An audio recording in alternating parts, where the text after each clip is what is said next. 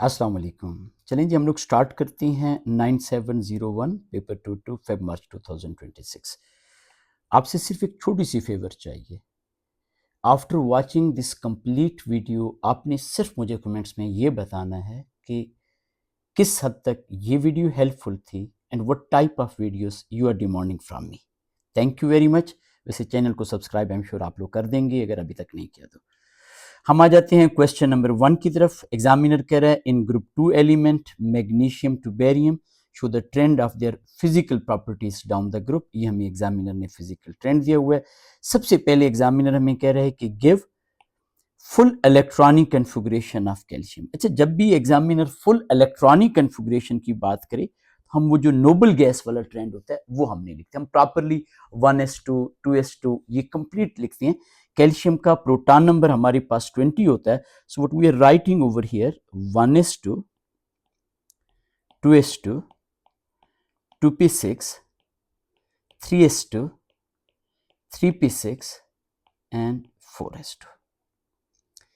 Next examiner हमसे क्या पूछ रहा है? एग्जामिनर पूछ रहा है जी कि हमसे एक्सप्लेन द ट्रेंड। यहां पे explain is the keyword. Trend show the sum of first and second ionisation energy as proton number increase. एक चीज का ख्याल रखना है, यहां पे एग्जामिनर ने स्पेसिफिकली हमें ये कहा हुआ है प्रोटॉन नंबर इंक्रीज हो रहा है। अब नॉर्मली हम ये कहते हैं प्रोटॉन नंबर इंक्रीज होने से फोर्स ऑफ अट्रैक्शन इंक्रीज होती है, लेकिन यहां पे देखिएगा आयोनाइजेशन एनर्जी फर्स्ट और सेकंड उनका सम डिक्रीज हो रहा है। अब जब उनका सम डिक्रीज हो रहा है तो हमने इस चीज के ऊपर फोकस करना है कि व्हाई सम इज डिक्रीजिंग। तो आपको पता है डाउन द ग्रुप क्या हो रहा होता है, हम यहां पे डिटेल में लिखेंगे।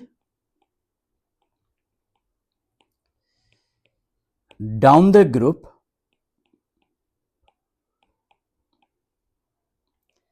Size of atom. अच्छा, सिर्फ साइज पे फोकस नहीं करना, साइज के साथ साथ शील्डिंग इफेक्ट का भी लिखना है आपने। And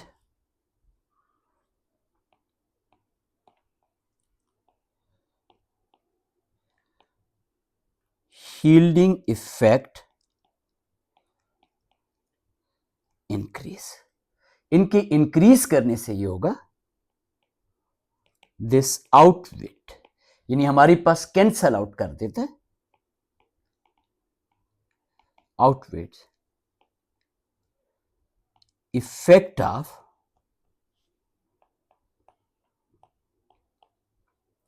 increase in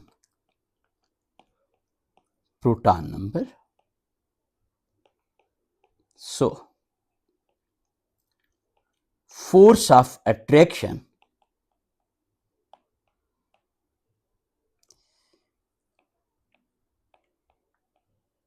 between nucleus and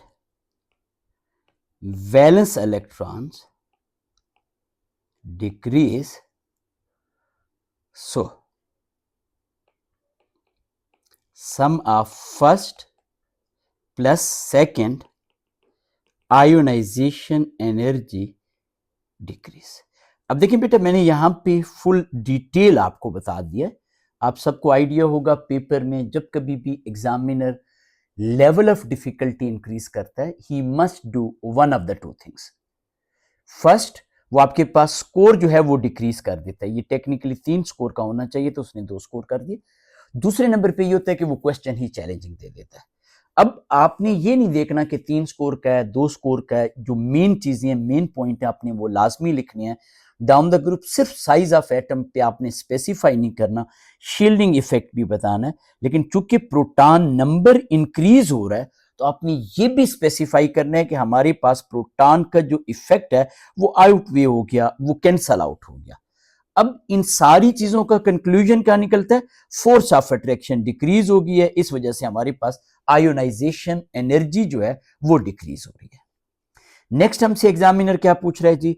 right an equation to represent third ionisation energy. याद रखिएगा आयनिक इक्वेशन है, आयोनाइजेशन एनर्जी है, इनमें physical states are extremely important. बेशक 1 स्कोर का क्वेश्चन है फिर भी आप फिजिकल स्टेट लाजमी लिखोगे। थर्ड आयोनाइजेशन एनर्जी है, इट मीन इसके ऊपर ऑलरेडी चार्ज 2 पॉजिटिव था, gaseous ion, it is changing into Ba3 positive gaseous ion by loss of electron. इस चीज का अपने लाजमी ख्याल रखना है। अब यहां पे हम नेक्स्ट चलते हैं। नेक्स्ट एग्जामिनर हमसे क्या पूछ रहे हैं जी?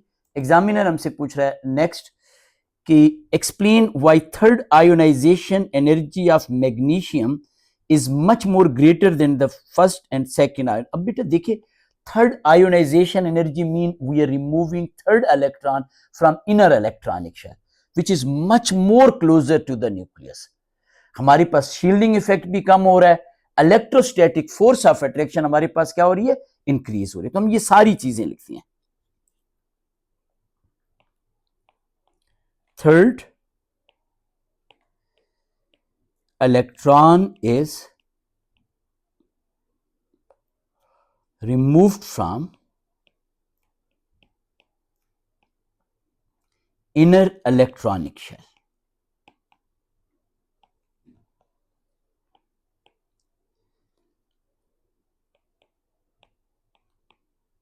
which is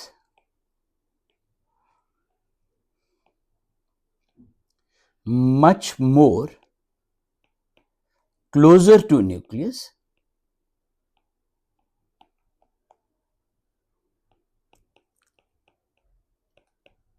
experience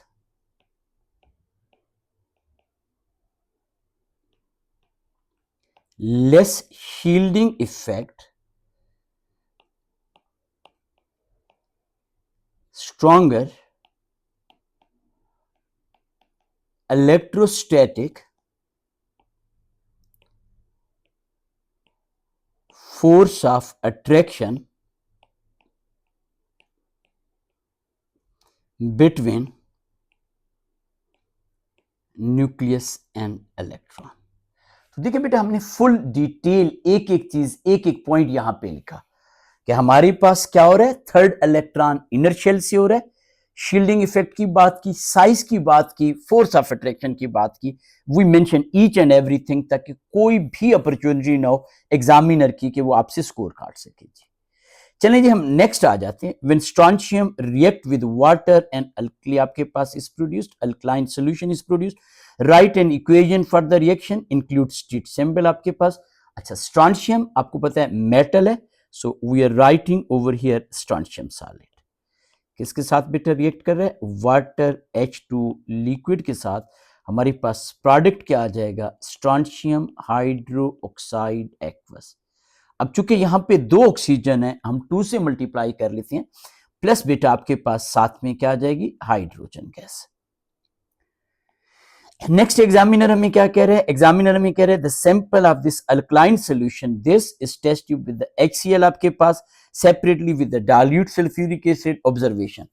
अब देखें बेटा, स्ट्रोंशियम क्लोराइड जो होता है, या हमारे पास जो मेटालिक क्लोराइड है except silver chloride, lead chloride, ये बेटा बाकी जो होते हैं वो वाटर सॉल्युबल होते हैं। तो ये वाटर सॉल्युबल है, कोई स्पेसिफिक रिएक्शन नहीं होगा, no visible change you can write, our solution remain colourless.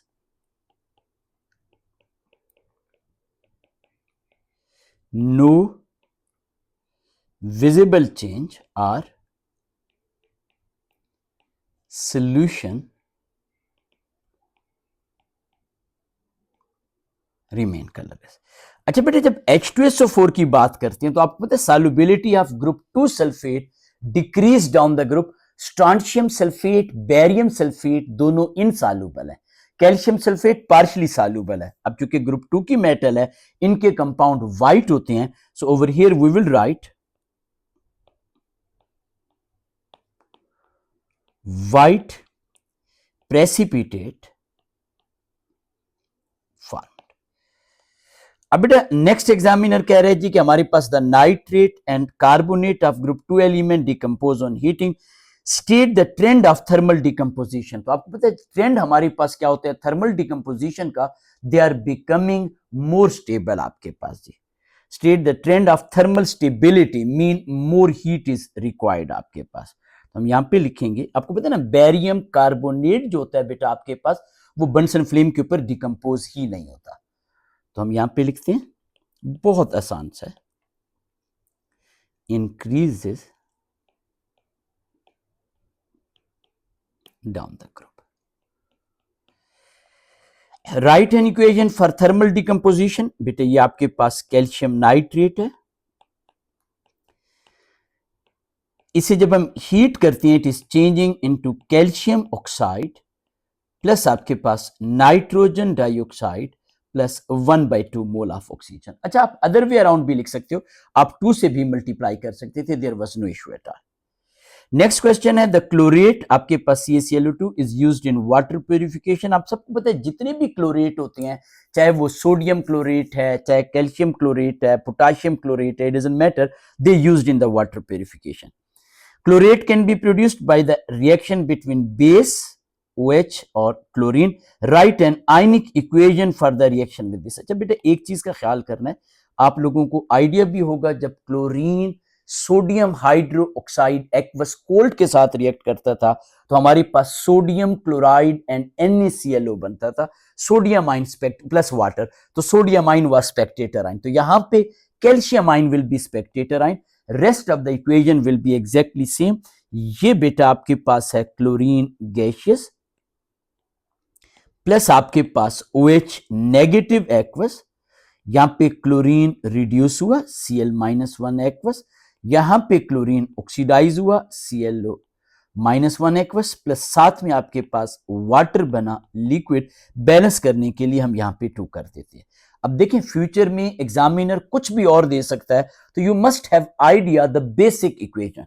अगर वो यहां पे हार्ड कहता तो आप ClO3-1 उसी हिसाब से जैसे सोडियम के साथ रिएक्शन करते हो, सोडियम हाइड्रोक्साइड के साथ सॉरी, तो उसी पैटर्न पे उसी रिएक्शन को आपने रिकॉल करना है। NaClO या कोई भी क्लोरेट है वो वाटर प्यूरिफिकेशन में कैसे यूज होता है, तो बेसिकली दे किल बैक्टीरिया। तो यहां पे हम लिखते हैं टू किल बैक्टीरिया। डन हो गया बेटा। अच्छा चलें, अब बेटा हम नेक्स्ट क्वेश्चन की तरफ आ जाते हैं। नेक्स्ट क्वेश्चन में एग्जामिनर कह रहे हैं कि नाइट्रोजन मोनोऑक्साइड एटमॉस्फेरिक प्लूटेंट आपके पास है, ये उसने उसके दिया जी। Nitrogen monoxide has unpaired electron, state the term.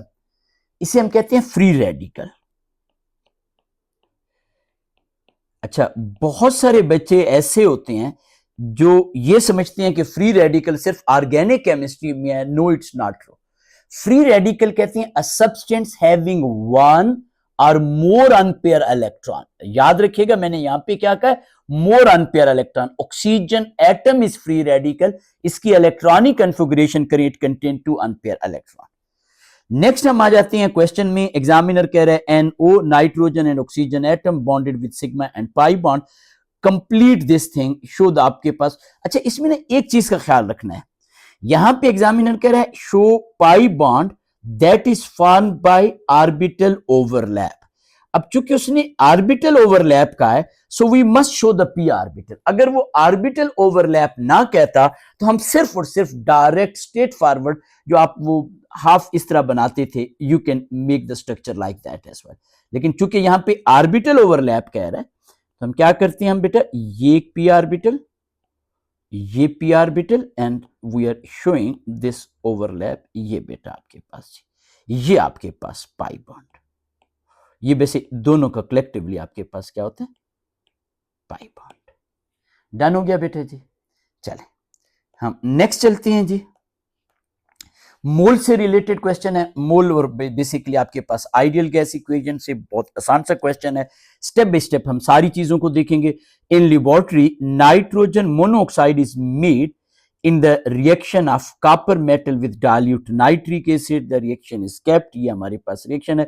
A student आपके पास, ये बेटा आपके पास मोल है कॉपर के विद डाइल्यूट, ये बेटा टेम्परेचर एंड प्रेशर है। Calculate the volume of NO gas that is produced.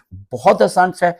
Step number 1 बेटा आपने क्या करना है, स्टेप नंबर 1 आपको एग्जामिनर मोल ऑफ कॉपर दे रहा है, ऐसे ही है जी। अब according to balance chemical equation देखें तो आपके पास कॉपर के 3 मोल हैं, नाइट्रोजन मोनोऑक्साइड के 2 मोल हैं। ये देखेंगे ना बेटे, यहां पे मैं लिख देता हूं कॉपर, नाइट्रोजन मोनोऑक्साइड, इसके 3 मोल, इसके 2 मोल, और यहां पे कॉपर के मोल हैं 0.003 393 नाइट्रोजन मोनोऑक्साइड के X and you can cross multiply, या डायरेक्ट आप यहां पे लिख सकते हो कि आपके पास मोल ऑफ नाइट्रोजन मोनोऑक्साइड। अब देखें बेटा, आप क्लियरली देख सकते हो X की वैल्यू होगी 2 multiply by this number divide by 3। देखो ना, 3x is equal to 2 multiply by 0.00393, तो डिवाइड बाय 3 डिवाइड बाय 3। तो मैं यहां पे डायरेक्ट वो कर रहा हूं। क्या कर रहे हैं बेटा हम लोग जी, हम यहां पे लिख रहे हैं 2 मल्टीप्लाई बाय 0.00393 डिवाइडेड बाय 3। ये बेटा जब आप कैलकुलेट करोगे तो ये हमारे पास आ जाएगा 0.00262 मोल।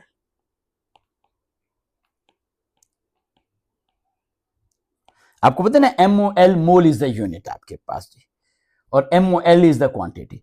अब बेटा आप सबको पता है हमारे पास फार्मूला होता है PV is equal to NRT, या V is equal to NRT over P।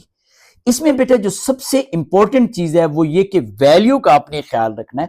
आपके पास नंबर ऑफ मोल हैं 0.00262, R की वैल्यू होती है 8.31, temperature must be in kelvin, ये 5 डिग्री सेल्सियस है। इसे बेटा 273 ऐड करेंगे तो ये आपके पास 278।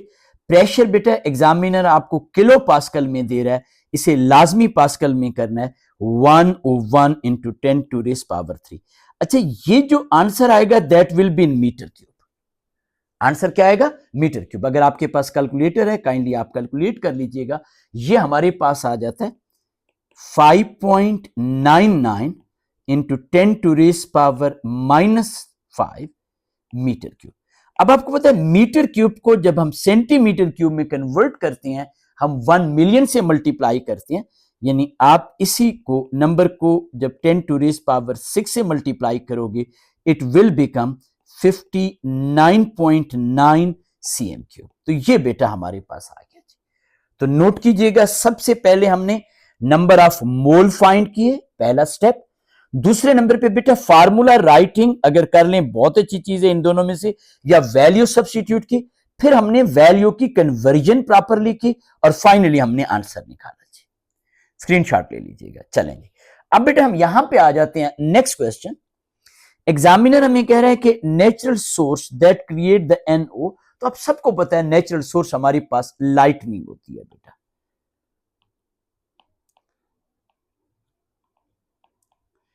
ये बेटे जो नाइट्रोजन है, सल्फर है, इनको इग्नोर नहीं करना, एक एक दो दो स्कोर, यही बेटा आपके ग्रेड के लिए इंपॉर्टेंट होते हैं।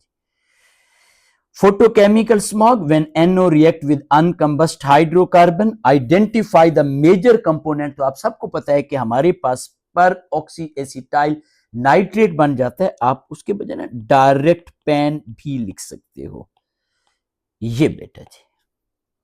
नेक्स्ट एग्जामिनर हमें कह रहे हैं कि NO कैटलिस्ट आपके पास है, सल्फर डाइऑक्साइड होमोजीनियस कैटलिस्ट है। इक्वेशन को बेटा आपने लाजमी याद रखना है। शो आपके पास using relevant equation catalytic role of NO। अच्छा, NO NO2 दोनों के दोनों बेटा हमारे पास यूज होते हैं।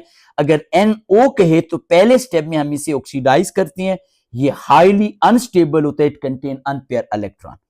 और अगर NO2 कहे तो वो हमारे पास पहले स्टेप में रिड्यूस होता है। तो इसमें हमारे पास स्टेप 1 आपके पास आ जाता है NO, बेशक फिजिकल स्टेट लिख लें, 1/2 mole of oxygen gaseous, it is changing into nitrogen dioxide. Step 2 बेटा आपके पास sulfur dioxide gaseous reacting with nitrogen dioxide gaseous, it is changing into sulfur trioxide gaseous plus NO.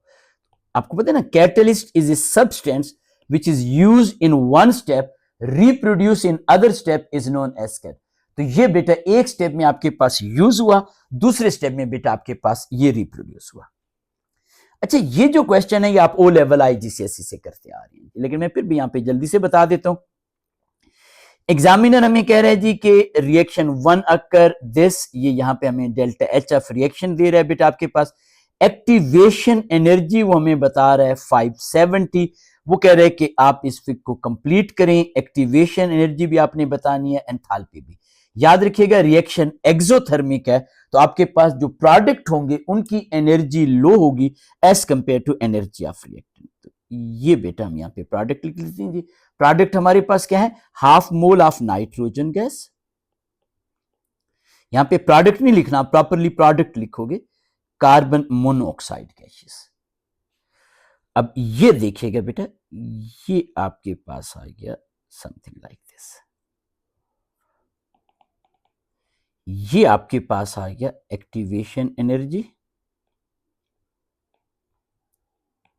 ये activation energy, और ये आपके पास आ गया दिस थिंग। ये इसको लाइन बेटा आप एक्स्ट्रापोलेट डॉटेड लाइन बेशक कर लें। ये आपके पास आ गया डेल्टा एच ऑफ रिएक्शन। आप न्यूमेरिकल वैल्यू भी पुट कर सकते हो, but the most important thing activation energy endothermic होती है, एरो का साइन अपवर्ड है, और आपके पास डेल्टा एच ऑफ रिएक्शन चूंकि एक्सो है, एरो का साइन डाउनवर्ड है। ये बेटा ज्यादा इंपॉर्टेंट है, वैल्यू भी आप यूज कर सकते हो। नेक्स्ट बेटा एग्जामिनर कह रहे हैं इसी फिगर पे आपने कैटलिस्ट अगर यूज किया, आप सबको पता है whenever we are using the catalyst, activation energy decrease होती है। In reality, catalyst provide an alternative path for a chemical reaction with the lower activation energy। यूं याद रखिएगा कि आप ट्रिपल स्टोरी घर में स्टेयर्स के थ्रू जा रहे हैं, उसके बजाय अगर आप लिफ्ट के थ्रू जाएंगे तो stairs are still there, but lift is an alternative path which by the help of that you can reach more quickly। that is catalyst आपके पास। तो ये बेटा आपने इस तरीके से एक्टिवेशन है। इसमें एक चीज का आपने ख्याल रखना है, आपका स्टार्टिंग और एंड सेम होना चाहिए, एक्टिवेशन एनर्जी लो होनी चाहिए। ये बेटा आपके पास आ गया in presence of catalyst.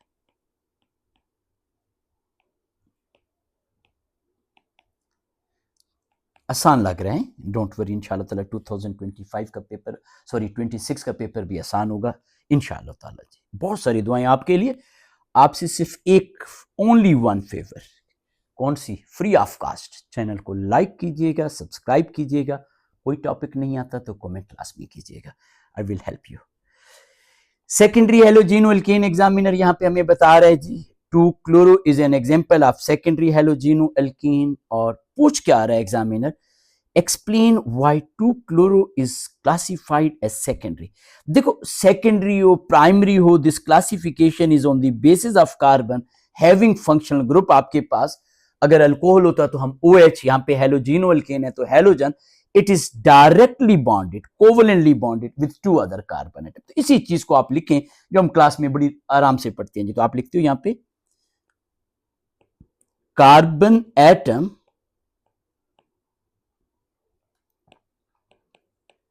Bonded with chlorine. अच्छा बाजों का तो ना बच्चे इसी को ही भूल जाते हैं, हम स्पेसिफाई कर रहे हैं कि इस कार्बन एटम की इज डायरेक्टली बॉन्डेड। आप डायरेक्टली बॉन्डेड के बजाय कोवलेंटली बॉन्डेड भी कह सकते थे, यानी डायरेक्ट बॉन्ड बना रहा है विथ 2 अदर कार्बन एटम्स। ये बेटा आपके पास आ गया। नेक्स्ट बेटा हमारे पास क्या आ जाता है जी, अच्छा ये नोट कर लिया जी। नेक्स्ट में एग्जामिनर हमें कह रहे हैं जी कि हमारे पास 2 क्लोरोब्यूटेन, ये बेटा आपके पास can be made by electrophilic addition. अच्छा इलेक्ट्रोफिलिक एडिशन रिएक्शन का मैकेनिज्म लाजमी देखिएगा बेटा, examiner love to give this reaction mechanism. In different isomer of C4H8 compound E is one of these isomer आपके पास। ड्रॉ द स्ट्रक्चरल आइसोमर, इस पे focus करना है, structural isomer that can give 2 chloro. अब बेटा चूंकि एग्जामिनर ब्यूटेन कह रहा है, लिहाजा हम number of carbon atom in longest chain जो है वो चेंज नहीं करेंगे। अब बेटा आप में से बहुत सारे बच्चों का क्वेश्चन होता है, सर एग्जामिनर जब ड्रॉ स्ट्रक्चर कहता है तो some time in marking scheme उसने स्केलेटल फार्मूला बनाया होता है, सम टाइम डिस्प्लेड फार्मूला बनाया होता है, सम टाइम स्ट्रक्चरल फार्मूला बनाया होता है। What we are supposed to do, look at the question. If examiner is giving you skeletal formula, the best way is write the skeletal formula. अगर वो आपको यहाँ पे डिस्प्लेड दे रहा होता तो go for the displayed, sometime वो partial formula देता है, तो ये बेटा बेस्ट वे होता है, क्योंकि कार्बन एटम अनचेंज रहनी है, 2 क्लोरोब्यूटेन, तो इसका हम स्ट्रक्चरल आइसोमर बनाएंगे। बेसिकली ये आपके पास ब्यूट-2-ईन है, हम इसी का स्ट्रक्चरल आइसोमर जब बनाएंगे तो हम ब्यूट-1-ईन बना लेंगे। बाय द वे ये सिस है, आपको पता है ना ये सिस है। सिस कैसे है, यहाँ पे भी हाइड्रोजन है, यहाँ पे भी हाइड्रोजन है, ये डबल बॉन्ड की एक साइड पे है बाय द वे। तो यहाँ पे हम क्या बना देते हैं, हम यहाँ पे 1 बना देते हैं। ये मैंने क्या बनाया बेटा, ब्यूट-1-ईन। ये सिस ट्रांस शो नहीं कर सकता ब्यूट-1-ईन, ये इसका ख्याल रखिएगा, ऐसा ना हो कि आप इसे कार्बन एटम बना लें जी। Thank you very much for the patience. ये मैं इसे रब कर देता हूँ जी। अब बेटा हम यहां पे आ जाते हैं। एग्जामिनर कह रहे हैं draw and give the systematic name of geometrical isomer of A. अब देखो बेटा यहां पे उसने हमें स्पेसिफाई किया है कि इसका ज्योमेट्रिकल आइसोमर ऑफ ए बनाना है। ए आपके पास क्या है, सिस है। अब आप कौन सा बनाओगे, ट्रांस बनाओगे। ट्रांस में कैसे बनाएंगे, ये बेटा आपने इस तरीके से बना लिया, ये डबल बॉन्ड। अब आप बड़े क्लियरली देख सकते हो कि ये हाइड्रोजन यहां पे है, ये हाइड्रोजन यहां पे है, ये आपके पास आ गया। तो what is the name of this compound, you will write trans but two ene. आपको पता है ना, नेम एंड नंबर के दरमियान हम डैश यूज करते हैं, यहां पे ब्यूट से पहले हम डैश नहीं करेंगे, ठीक है जी। यहां पे आ जाते हैं, state and explain the origin of geometrical isomer in alkyne. अच्छा एक चीज याद रखिएगा, cyclo alkyne can also give the geometrical isomer, लेकिन इस केस में एग्जामिनर ने स्पेसिफिकली हमसे अल्कीन की बात की है। अल्कीन में कैसे होता है बेटा, सबसे पहले हमारे पास डबल बॉन्ड हमने लिखना है, सिर्फ और सिर्फ कार्बन डबल बॉन्ड कार्बन को नहीं स्पेसिफाई करना, you must write restrict the free rotation of double bond. तो इसमें 2 पॉइंट हैं, मैं दोनों पॉइंट डिटेल में लिखता हूं। आपके पास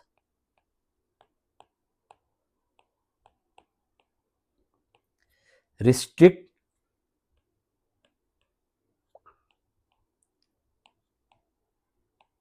free rotation around carbon double bond carbon. When you are writing this thing, you are getting 1 score. Second point क्या है बेटा आपके पास, and each carbon, एक नहीं दोनों के दोनों बेटा, each carbon atom in carbon double bond carbon, हमने स्पेसिफाई किया इन 2 कार्बन एटम की बात कर रही है, मस्ट बी बॉन्डेड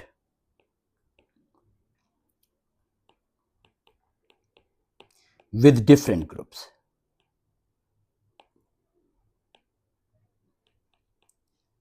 यानी बेसिकली हम ये कह रहे हैं, ये कार्बन डबल बॉन्ड कार्बन, ये बेटा आपके पास ए, ये B, A and B must be different.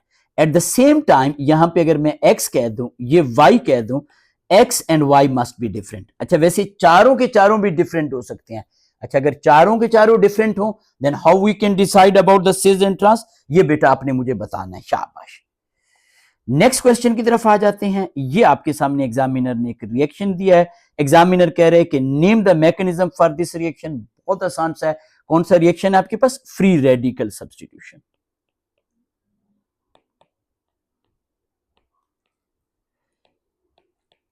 Free radical substitution, ये इनिशिएशन है प्रोपगेशन। अच्छा प्रोपगेशन का एक रूल होता है, प्रोपगेशन में free radical always attack on the neutral compound and produce the free radical. तो आपके पास यहां पे जो रिएक्शन है, इसमें one of the reactant is C4H10, free radical is chlorine, आपके पास फ्री रेडिकल। तो ये बेटा आप यहां पे लिख रहे हो, C4H10 react with chlorine free radical, it is changing into C4H9 free radical plus आपके पास आ जाता है HCl। ये भी प्रोपगेशन है। प्रोपगेशन स्टेप का ये रूल होता है कि free radical always attack on a neutral substance and produce the free radical. ठीक हो गया। अब बेटा इसमें एक और चीज मैं आपको बता दूं, आपको पता है ना कि ये HCl क्यों बनता है, H फ्री रेडिकल क्यों नहीं बनता? नहीं पता तो मुझे बताइएगा, I can help you, don't worry जी। आपने केमिस्ट्री भी तो सीखनी है ना, सिर्फ रट्टा नहीं लगाना। टर्मिनेशन क्या होता है? When two free radical combine with each other change into a neutral substance. Best way तो यही है बेटा जो हमें एग्जामिनर बता रहा है, free radical C4H9 free radical, this is chlorine free radical, it is changing into C4H9Cl. By the way, अगर आप में से कोई भी बच्चा ये लिख रहा है C4H9 free radical, C4H9 free radical, और ये बेटा आपके पास C8H18, ये भी ठीक है। ये आप लोगों ने पढ़ा होगा कि हमारे पास number of carbon atom double हो जाते हैं, but this one is the better one and this is more common, more easier. Reactivity of halogeno alkane, आपको पता है ना, हमारे पास down the group carbon halogen bond length increase होती है, बॉन्ड एनर्जी डिक्रीज होती है, हाइड्रोलिसिस इजी होती है। कभी भी हाइड्रोलिसिस को इलेक्ट्रोनेगेटिविटी के साथ लिंक नहीं करना। लिसन इट केयरफुली, बहुत सारे एमसीक्यूज हैं जहां पे एग्जामिनर एमसीक्यूज के ऑप्शन में दे देता है इलेक्ट्रोनेगेटिविटी और बच्चे ट्रैप हो जाते हैं। हाइड्रोलिसिस मीन आप बॉन्ड ब्रेक कर रहे हो, बॉन्ड ब्रेकिंग के लिए बॉन्ड एनर्जी को लाजमी स्पेसिफाई करना है। वैसे चैनल को लाइक कीजिएगा, अभी इंशाल्लाह एमसीक्यूज का पेपर भी मैं with in a few days upload कर दूंगा आप लोगों के लिए।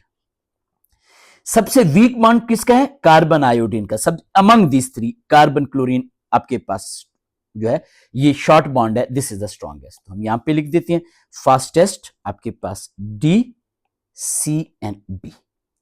रीजन वही जो अभी मैंने आपको रीजन बताइए, उसी रीजन को लिखिए। आप लिखते हो कि हमारे पास डाउन द ग्रुप, बेशक आप यहां पे लिख सकते हो Cl2 iodine, carbon halogen, X भी आप लिख सकते हो, bond length increase,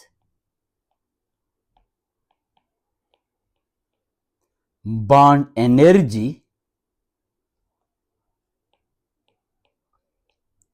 decrease and easily hydrolysis occur. ये वैसे अगर आप नाम भी लिखें अगेन इट्स फाइन, मेन चीज हमने मेन वहां पे पॉइंट बता दिया जी। चलें जी नेक्स्ट क्वेश्चन की तरफ आ जाते हैं। थोड़ी सी मेरी फास्ट पेस है, ये पेपर जो है ये गिवन है, आप उसे खुद भी लाजमी देखिएगा। ऑर्गेनिक प्रोडक्ट हाइड्रोलाइज्ड आपके पास BCD आपके पास इनटू ब्यूटेन 1 ओल, कंप्लीट द टेबल आपके पास for the type of chemical reaction of butane 2 ol. Acidified potassium dichromate आपके पास, ऑब्जर्वेशन क्या है? पोटाशियम डाइक्रोमेट क्रोमियम 6 की वजह से ऑरेंज होता है, लेकिन जब ये रिड्यूस होता है तो ये ग्रीन हो जाता है। इस रिएक्शन को हम ऑक्सीडेशन कहते हैं। तो प्रॉपर कंप्लीट ऑब्जर्वेशन लिखिएगा, ऑरेंज टू ग्रीन सोल्यूशन, सिर्फ green solution is also acceptable. Sodium metal के साथ एफर्विसेंस हो रही है आपके पास जी, ब्यूटेन 2 ओल आपके पास है, तो इसका मतलब है कि आपके पास यहां पे आयनिक बॉन्ड बनता है। आपको पता है ना, जब कभी भी हमारे पास कोवलेंट कंपाउंड के अंदर आयनिक बॉन्ड हम दिखाते हैं, it is better to show the charges as well. Yellow precipitate iodoform test, iodoform test की क्या कंडीशन होती है? आप यहां पे लिखते हो आयोडीन प्लस आपके पास सोडियम हाइड्रोक्साइड, आप अल्कलाइन आयोडीन भी लिख सकते हो, प्लस बेटा आप यहां पे लिखते हो हीट। डन हो गया जी। आयोडोफॉर्म टेस्ट को लाजमी देखिएगा, इसका रिएक्शन मैकेनिज्म। अल्कोहल भी हमारे पास आयोडोफॉर्म टेस्ट देते हैं, आपको पता होना चाहिए कौन से अल्कोहल देते हैं। कार्बोनाइल कंपाउंड भी देते हैं। एल्डिहाइड में सिर्फ एक एल्डिहाइड है, प्राइमरी अल्कोहल में सिर्फ एक प्राइमरी अल्कोहल है, और टर्शियरी अल्कोहल नहीं देते। रीजन का पता है? नहीं पता, मैं बता दूंगा, डोंट वरी जी। बेटा जो क्वेश्चन ना आता हो बगैर किसी हेजिटेशन के कमेंट्स में आप मेंशन करें। अब हम आ जाते हैं हमारे पास, यहाँ पे एग्जामिनर हमें सियानोइथेनोइक एसिड, ये कंपाउंड है ऑर्गेनिक, वीक एसिड है, और एग्जामिनर हमसे पूछ रहा है डिफाइन वीक एसिड। अच्छा, नॉर्मली ये डेफिनेशन आप पुराने पेपर में देखोगे 2 स्कोर की होती है, दो ही पॉइंट होते हैं। एक पॉइंट होता है एसिड को डिफाइन करना, एक पॉइंट हमारे पास होता है वीक को डिफाइन करना। स्ट्रॉन्ग एसिड भी 2 स्कोर का होता है, यहां पे एक है लेकिन हम पॉइंट 2 ही लिखेंगे।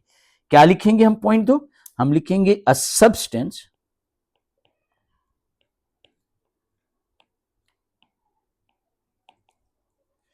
which donates H positive ion and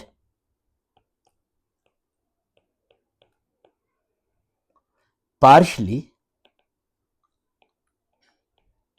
dissociate or ionized. Strong acid होता है substance which donate H positive ion and completely ionized. Weak के लिए partially ionized, strong के लिए completely, बाकी वही चीज है। अब यहां पे आ जाते हैं। अच्छा, ये एग्जामिनर फेब मार्च के पेपर में कंपैरेटिवली ज्यादा पूछता है, बट इट नेवर मीन के मई जून में या अक्टूबर नवंबर में नहीं पूछ सकता। आपने हर लिहाज से इसे प्रिपेयर करना है। स्केच द टाइट्रेशन कर्व 4.1 आपके पास। 2-3 चीजें इनका आपने ख्याल रखना है। 25 cm³ ऑफ 1.10 मोल पर dm³ cyanoethanoic acid and same concentration sodium hydroxide की एडेड इन एक्सेस। पहले नंबर पे आपके पास पहला पॉइंट इनिशियल और फाइनल पीएच आपने देखना है। आपके पास वीक एसिड है, पीएच वैल्यू 2 से 3 के दरमियान है, ये हम देख रहे हैं। इन रियलिटी बफर बनता है, वो आप A2 के अंदर पढ़ेंगे। आपने फिलहाल किस चीज का ख्याल रखना है, ये दोनों की चूंकि कंसेंट्रेशन सेम है, 1:1 के साथ रिएक्ट कर रही है। यहां पे बल्कि एग्जामिनर हमसे इक्वेशन भी पूछ रहा है, मैं वो इक्वेशन पहले लिख देता हूं ताकि आपके लिए आसानी हो जाए। ये देखिएगा बेटा, हमारे पास इक्वेशन है CH2 CN COOH aqueous reacting with sodium hydroxide cold में। रिमेंबर दिस थिंग, कोल्ड में रूम टेम्परेचर पे 1:1 है। अगर हॉट होता तो हाइड्रोलिसिस भी हो सकती थी बेटा, इसीलिए एग्जामिनर ने यहां पे सिर्फ न्यूट्रलाइजेशन स्पेसिफाई किया। ये आपके पास आ गया CH2 CN, अभी हम हाइड्रोलिसिस नहीं कर रहे, COO negative Na positive plus H2O। अब बड़े क्लियरली देख सकते हो कि 1 मोल एसिड का 1 मोल बेस के साथ रिएक्ट कर रहा है। जब इनके मोल सेम है, कंसेंट्रेशन सेम है, तो वॉल्यूम सेम होना चाहिए। एक स्कोर वॉल्यूम का है 25। अब चूंकि एसिड स्ट्रॉन्ग है, सॉरी वीक है, बेस स्ट्रॉन्ग है, तो sharp change in pH value, ये आपने डेफिनेटली टाइट्रेशन कर्व में पढ़ा होगा, ये 7 से 10, 10.5, 11 किसी भी नंबर तक आप लेके जा सकते हो। स्ट्रॉन्ग बेस है तो फाइनल पीएच हम 13 तक लेके गए, 13, 14। पीएच की एक्चुअल कैलकुलेशन A2 के अंदर है बेटा, negative log of hydrogen ion concentration. यहां पे हम फाइनल पीएच वैल्यू 13 तक। तो आपने किस किस चीज के ऊपर फोकस किया? Initial pH, final pH, 1 score, volume कितना रिक्वायर्ड है 2 score, and sharp change in pH value 3rd score. ये फाइनल पीएच वैल्यू बेटा 13 के करीब आपके पास है। अब यहां पे हाइड्रोलिसिस आ रही है। एग्जामिनर कह रहे हैं suggest the formula of organic compound when आपके पास cyanoethanoic acid is heated under reflex with the sodium hydroxide. अब बेटा सोडियम हाइड्रोक्साइड के साथ ये एसिड भी रिएक्ट करेगा, CN हाइड्रोलाइज्ड हो जाएगा, C डबल बॉन्ड OH में चेंज हो जाएगा, और वो C डबल बॉन्ड OH इसके साथ रिएक्ट करेगा। यानी आप यूं लिख सकते हो CH2 COO negative, it will be better, you can write the sodium and over here is COO negative sodium। ये ऑर्गेनिक प्रोडक्ट आपके पास आ गया। आप सोडियम ना भी लिखें तब भी कोई प्रॉब्लम नहीं। वैसे हाइड्रोलिसिस की इक्वेशन बेटा आपको लाजमी आनी चाहिए, this is very very important thing. मैं यहां पे एक जर्नलाइज्ड हाइड्रोलिसिस की इक्वेशन लिख देता हूं। ये आपके पास नाइट्राइल है। अगर आप एसिडिक हाइड्रोलिसिस कर रहे हो H पॉजिटिव की प्रेजेंस में, ये जो मैं रेड कलर से लिख रहा हूं इसे अपनी नोटबुक पे लास्ट में लिख लीजिएगा, it change into RCOOH plus ammonium ion NH4 positive. Ammonia बनता है इस नाइट्रोजन से, इस एसिड की वजह से ये आ गया। और अगर अल्कलाइन हाइड्रोलिसिस करें RCN, असल में ये जो एसिड है ये बेस के साथ रिएक्ट करके वाटर बनाता है, इसलिए हम यहां पे वाटर रिएक्टेंट में नहीं लिखते, we just write OH negative. अच्छा, इसमें ना ये आपके पास 2 वाटर मॉलिक्यूल आ गया। आपके पास 2 वाटर मॉलिक्यूल कैसे आए बेटा? ये 4 आपके पास आ गया। ये जब बेटे इसके साथ रिएक्ट करते हैं तो ये आपके पास आ जाता है RCOO नेगेटिव, यानी ये हमारे पास 2 होने चाहिए, प्लस आपके पास यहां पे आ जाता है NH3 अमोनिया गैसेस। इसमें 2 भी नहीं आएंगे हमारे पास, OH नेगेटिव हमें कितने चाहिए, एक मिनट जी, RCOO नेगेटिव प्लस आपके पास OH नेगेटिव प्लस एक वाटर मॉलिक्यूल। एक वाटर मॉलिक्यूल क्यों, एक वाटर मॉलिक्यूल हमारे पास रिएक्टेंट के तौर पर बन गया आपके पास। तो ये आपके पास इक्वेशन आ गई अमोनिया। और यहां पे भी बेटा आप लिखते हो हीट, यहां पे भी आप लिखते हो हीट। याद करने का मैं आपको आसान सा तरीका बताता हूं। ये बेटा एसिड है, ये बेस के 1 मोल के साथ रिएक्ट करेगा, 1 वाटर मॉलिक्यूल बनेगा। यहां पे 2 वाटर मॉलिक्यूल हैं तो 1 वाटर मॉलिक्यूल आपका बच गया, 1 अपने नहीं लिखा। ये अल्कलाइन हाइड्रोलिसिस है, ये एसिडिक हाइड्रोलिसिस है। डन हो गया, इसको आप लाजमी नोट कर लीजिएगा। नेक्स्ट क्वेश्चन की तरफ आ जाते हैं। नेक्स्ट क्वेश्चन में एग्जामिनर हमें क्या कह रहा है, ये आपके पास कंपाउंड है soluble in water because it form hydrogen bond. अच्छा, एक चीज याद रखिएगा, आप लोग जब कभी भी हाइड्रोजन बॉन्ड बनाते हैं, नंबर 1 आपने डाइपोल लाजमी दिखाने हैं। What mean by dipole, oxygen के ऊपर पार्शियल नेगेटिव, हाइड्रोजन के ऊपर पार्शियल पॉजिटिव। दूसरे नंबर पे आपने at every cost lone pair of electron दूसरे ऑक्सीजन का दिखाना है। वैसे यहां पे भी आप डाइपोल दिखा सकते हो, पार्शियल पॉजिटिव और पार्शियल नेगेटिव। अब बेटा ये हम डॉट यूज करती हैं, कोई भी नंबर ऑफ डॉट आप यूज कर सकते हो, नॉर्मली 3 यूज किए जाती हैं। ये बेटा आपके पास होता है, इसे हम लेबल करते हैं दिस इज हाइड्रोजन बॉन्ड। अब मैं एक चीज आपको और बताना चाहूंगा, ये जो हाइड्रोजन है right no it is having 2 electron surrounding. ये आप अगर आप और से देखें तो मैंने 180 का बॉन्ड एंगल बनाया क्योंकि इसकी 2 बॉन्ड पेयर हैं विदाउट एनी लोन पेयर। ये एक प्रॉपर आपके पास 2 to 3 स्कोर की वो होती है वर्किंग। 3 स्कोर है तो क्या क्या चीजें, आपने लोन पेयर ऑफ इलेक्ट्रॉन दिखाया, आपने डाइपोल दिखाए, आपने प्रॉपरली लेबलिंग दिखाई और आपने प्रॉपरली सारी चीज को दिखाया। That is the 3 score. Next question examiner कह रहे हैं कि ये हमारे पास फिगर है which show this thing, hydrolysis आपके पास, और एग्जामिनर कह रहा है the reaction mechanism for synthesis is a single step. अब सिंगल स्टेप क्यों है बेटा हमारे पास, ये हमारे पास प्राइमरी हैलोजिनो अल्केन है। प्राइमरी हैलोजिनो अल्केन अंडरगोज SN2 आपके पास। SN2 रिएक्शन सिंगल स्टेप होती हैं, वैसे इमेजिनरी हम एक ट्रांजिशन स्टेट बनाते हैं, you can make that as well, but actually they are single step. तो अब बेटा हम यहां पे जब इसकी दिखाते हैं तो सबसे पहले अगेन आपने डाइपोल दिखाना है, ये पार्शियल नेगेटिव, इस कार्बन पे पार्शियल पॉजिटिव, इस कार्बन के पास लोन पेयर। वैसे लोन पेयर नाइट्रोजन के पास भी है but carbon carbon bond formation is occurring, इसलिए बेटा हम यहां पे curly arrow always start either from lone pair or from the center of covalent bond। और ये बेटा आपके पास यहां पे भी अगर आप लोन पेयर दिखा दें that will be much more better because we are talking about nucleophilic substitution reaction and a nucleophile is a substance having lone pair of electron। तो लोन पेयर हमने यहां पे लाजमी दिखाया बेटा आपके पास। नेक्स्ट आ जाते हैं, वैसे न्यूक्लियोफाइल की प्रॉपर डेफिनेशन क्या है, a substance having loan pair of electron and donate lone pair.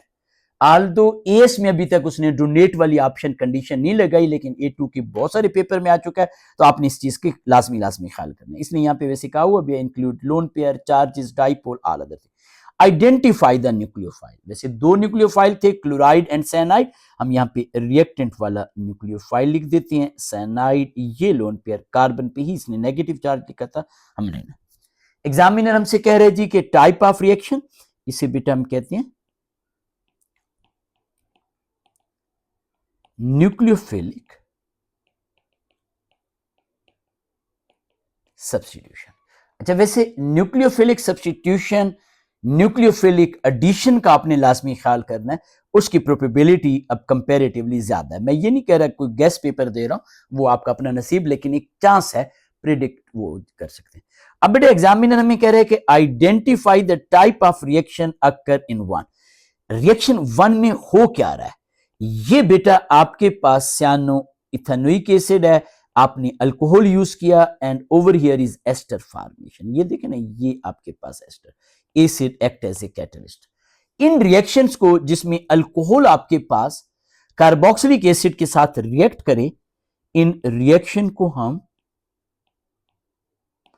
Condensation reaction कहते हैं। स्टेरिफिकेशन भी आप कह सकते हो by the way. Name HCHO, आपके पास एल्डिहाइड है बेटा, एक कार्बन एटम वाला। एक कार्बन एटम के लिए हम इसे कहते हैं मीथेन, एल्डिहाइड के लिए हम Al लगा लेते हैं, this is methanol. Deduce the molecular formula of E. E में बेटा सबसे पहले कार्बन एटम काउंट करें, ये 2 कार्बन एटम है, ये 3rd, ये 4th, ये 5th, ये 6 कार्बन। हाइड्रोजन कितने हैं? 5 ये हैं। यहां पे कोई भी हाइड्रोजन नहीं है, यहां पे भी कोई हाइड्रोजन नहीं है, यहां पे भी नहीं है, यहां पे आपके पास 2 हाइड्रोजन है, तो आपके पास हाइड्रोजन 7 हो गया। 1 नाइट्रोजन, 1 ऑक्सीजन, 2 ऑक्सीजन। तो आपने सिर्फ और सिर्फ इन चीजों को केयरफुली काउंट करना है। C6H7, 1 nitrogen, 2 oxygen. मैं आपको एक शॉर्टकट तरीका बताता हूं exam hint. It is always better, कोई इतना टाइम नहीं लगता, आप इस कंपाउंड में बकायदा कार्बन या डिस्प्लेट फार्मूला बना लें, उसमें चांस ऑफ एरर रिड्यूस हो जाता है बेटा। बाकी आपकी अपनी मर्जी, आप जैसे भी करते हैं। एग्जामिनर कह रहे हैं कि E can be polymerise to form this. अब बेटा चूंकि आपके कोर्स में एडिशन पोलिमराइजेशन है एएस में, तो एडिशन पोलिमराइजेशन में ये कार्बन है, इसके साथ ये हाइड्रोजन और ये कार्बन, हम डबल बॉन्ड को बेसिकली पाई बॉन्ड को हम ब्रेक कर देते हैं। ये एक hydrogen, this is second hydrogen, ये बॉन्ड की कंटिन्यूएशन, ये सेकंड कार्बन, इसके साथ एक साइड पे बेटा आपके पास CN आ जाता है, ये हमने यहां पे CN लिख दिया। अगर आपने डिस्प्लेट फार्मूला बनाना है तो आप ट्रिपल बॉन्ड वो भी शो करोगे, और यहां पे बेटा आपके पास C डबल बॉन्ड O, आप यूं भी लिख सकते हैं COO, C2H5 और ये ब्रैकेट, ये बेटा हमने 1 रिपीट यूनिट बना लिया। नेक्स्ट आ जाते हैं आपके पास, फिर एग्जामिनर कह रहा है शो आपके पास मास स्पेक्ट्रम ऑफ ई, ये इसने वैल्यू आपको दी हुई है। क्या पूछ रहा है आपसे examiner? Use the information in table, identify with cross on fig the adsorption that can be used to monitor the progress of reaction E to F, और यहां पे आपने बताना है, ये बेटा हमें E बता रहा है। E अगर आप गौर से देखें, E और F, ये F है, ये E है, इसमें सिर्फ और सिर्फ डबल बॉन्ड जो है वो बेटा सिंगल बॉन्ड में चेंज हो रहा है। इसका मतलब है कि हमारे पास in reality double bond disappear हो रहा है। अब आपने कोई टेंशन नहीं लेनी, यहां पे कार्बन डबल बॉन्ड कार्बन देखना है, ये आप क्लियरली देख सकते हो 1500 से 1680, इस जगह पे आपने देखना है कि आपके पास कौन सा एरिया है।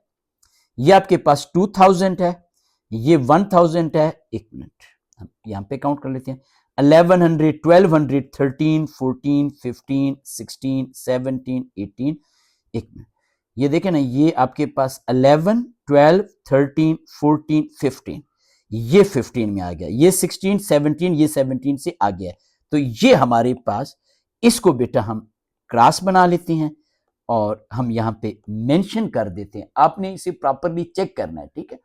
आप यहां पे लिखोगे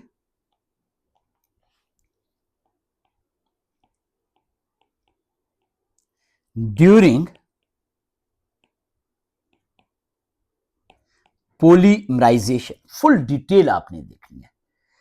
carbon double bond carbon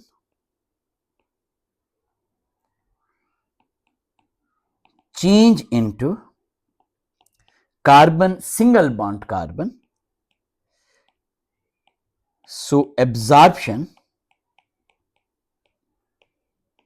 at 1500, ये बेटा आपके पास वैल्यू आ रही है 1500 और 1680, इसका यूनिट होता है पर सेंटीमीटर, टू 1680 per centimeter,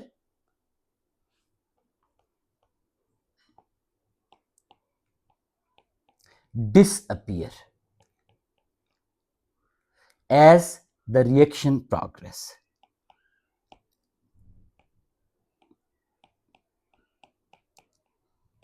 जी बेटा, कुछ फायदा हुआ आप लोगों को? थैंक